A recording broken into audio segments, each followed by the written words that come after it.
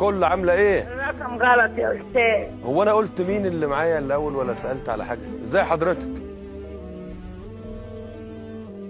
محمد رمضان اتصل على واحده وقال لها انت كسبتي 200,000 جنيه، فقالت الرقم غلط وخافت انه يكون رقم غريب وقفلت السكه. هقول لك على كلمتين صلي على سيدنا النبي وشارك الفيديو.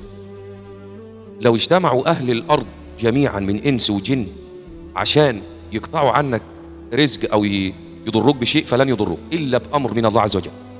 فانت دايما احمد ربنا وتوكل على الله. سبحان الله العظيم، هي لو ليها نصيب انها تاخد الفلوس هيوصلوا لها لحد البيت، فلكن ملهاش نصيب. سبحان الله. وفي السماء رزقكم وما توعدون وما من دابة في الارض الا وعلى الله رزقها.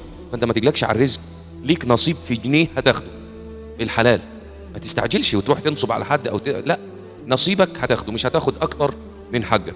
سبحان الله العظيم. صلي على سيدنا النبي وشارك الفيديو وتوكل على الله دائما، وربنا عز وجل هيرضيك. والسلام عليكم.